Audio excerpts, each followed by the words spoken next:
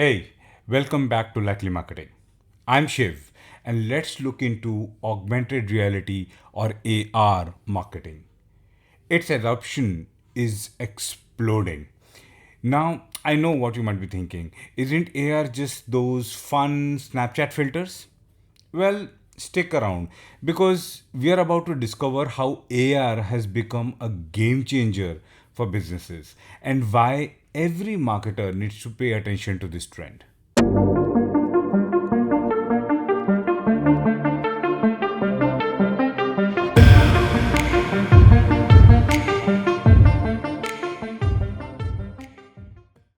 Let's start with the big picture.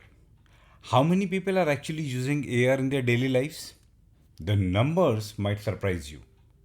We are seeing some incredible growth, especially in markets like India. Snapchat alone has reported that India's AR developer community has grown by over 50% in just 2 years, and they are now publishing the highest number of AR lenses globally. But here's what's really interesting. In India, Snapchat users play with AR lenses over 50 billion times every month. 50 billion. That's not a small group of tech enthusiasts. That's mainstream adoption happening right before our eyes. Globally, the AR adoption numbers are equally big. According to some estimates, there were about 1.03 billion mobile AR users worldwide in 2024, and that number is expected to jump to 1.19 billion by 2028. Every modern smartphone can run AR apps, which means the barrier to entry for consumers is essentially zero. Now, when it comes to platforms that are really nailing AR delivery, Snapchat is clearly leading the pack. Their success in India is a perfect example. They've built a community of over 375,000 AR creators worldwide who have created more than 4 million AR effects. Users engaged with these experiences over 4.5 trillion times last year. Trillion with a T. But Snapchat isn't alone. We are seeing strong AR development tools from companies like Apple with AR Kit, Google with AR Core, and Microsoft with their mixed reality toolkit.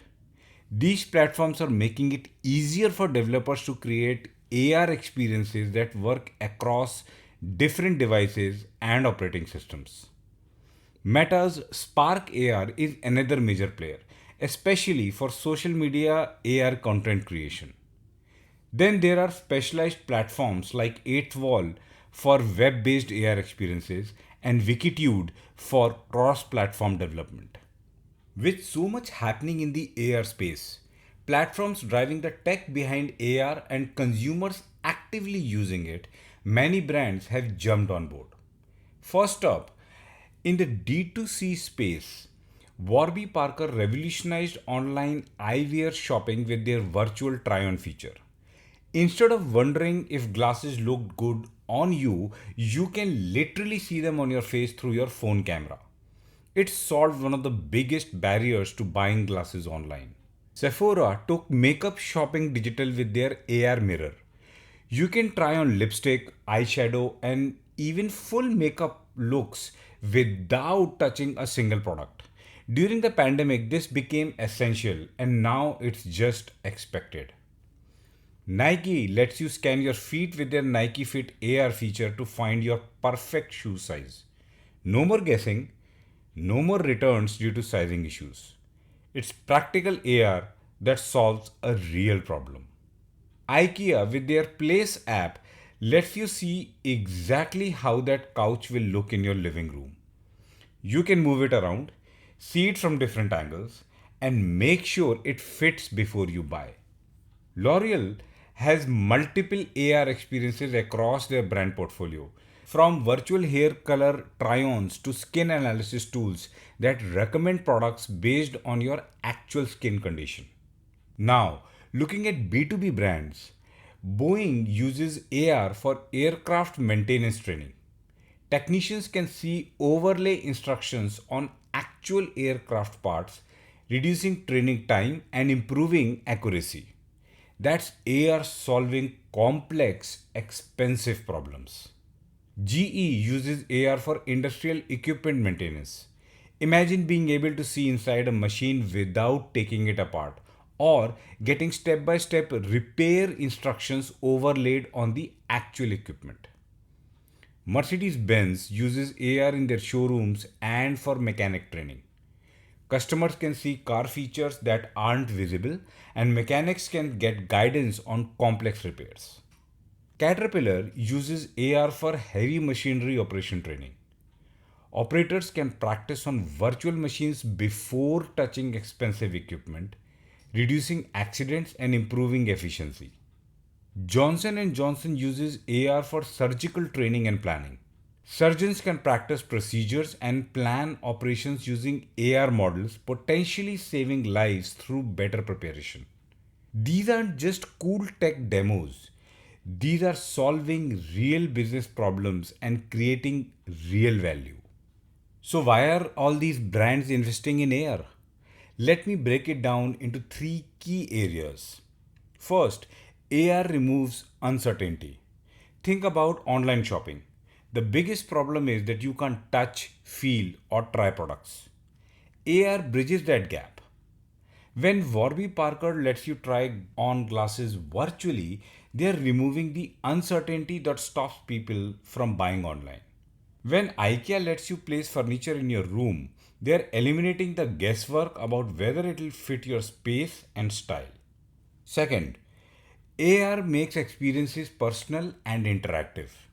Instead of looking at generic product photos, you are seeing how that lipstick looks on your face, how that couch looks in your living room.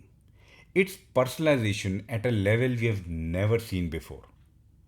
Third, AR creates memorable experiences. When someone uses an AR filter or tries a virtual product, they are not just consuming content, they are participating in it. They are more likely to remember your brand, share the experience with friends, and come back for more. For B2B, AR is solving even more complex problems.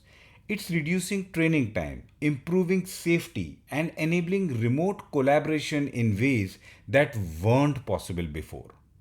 When a Boeing technician can see repair instructions overlaid on an actual aircraft engine, that's not just cool technology, that's preventing costly mistakes and potentially saving lives. The key insight here is that AR doesn't replace traditional marketing, it enhances it. It creates content, material, value that can be communicated to customers and not only get their attention but engage them. It takes the promise your brand makes and lets customers experience it firsthand. We have looked into how AR adoption is exploding globally, which platforms are leading the charge, and how both D2C and B2B brands are using AR to create amazing customer experiences. What we are seeing is that AR is moving from a cool novelty tech to an essential tool in showcasing product or service value upfront to the customer, which is often experienced post sales and elevating overall customer experience. The success stories from India with Snapchat show us that when you give people creative, useful AR tools, they don't just use them, they build entire communities around them. Trust me, if you think AR is big now, wait until you hear what's coming next. The next few years are going to completely transform how we think about customer engagement. And AR is likely to be one of the core technologies at the center of it all. And here's the thing, we have only scratched the surface. In our next episode, we are going to dive deep into the nuts and bolts of AR marketing.